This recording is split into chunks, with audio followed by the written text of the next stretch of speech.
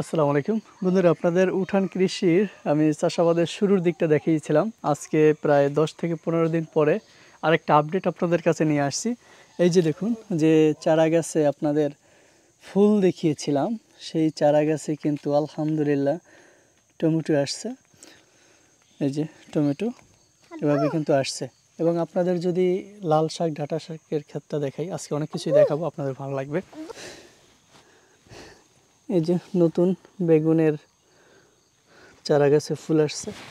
এখানে কদিন আগে কুমড়ার বিচি লাগিয়ে দিয়েছি, সেটা কিন্তু অঙ্কুরিত হয়েছে আলহামদুলিল্লাহ।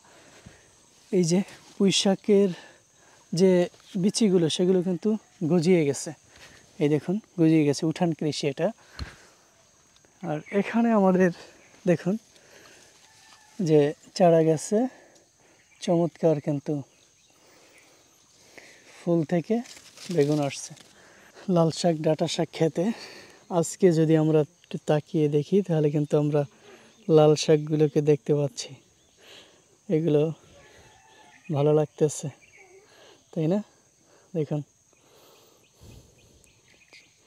চমৎকার। এটা রমজান মাসে আমরা এখান থেকে সুন্দরভাবেই খেতে পারবো ইনশাআল্লাহ। দেখুন দেখুন। আর এই যে পুকুর পাড়ে যে বেগুন গাছগুলো লাগিয়েছিলাম, সেগুলো কিন্তু বেশ সতেজ হয়ে উঠছে। আর এই যে ঢেঁড়সের চারাগুলো কিন্তু সুন্দরভাবে উঠছে। এই গাছটাতে আলহামদুলিল্লাহ তো বেগুন আছেই। এই যে ঢেঁড়স চারা, মরিচের চারাগুলো যদি দেখাই, এই যে মরিচের চারা এই কাতিটাতে, এই সুন্দর।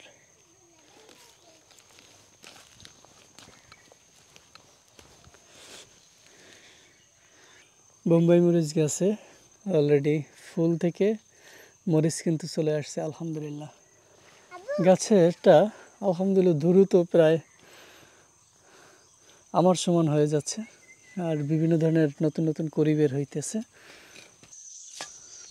দেখি আব্দুল্লাহ, ফাহিম, সরো।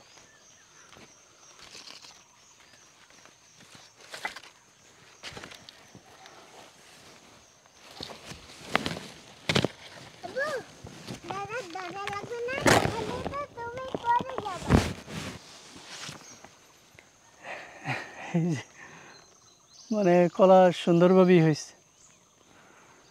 কয় ফানা কাটবো আব্বা? এক ফানা।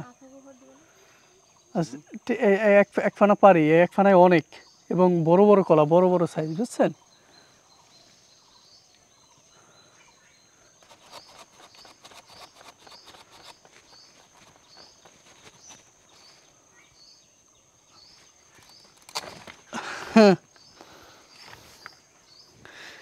এই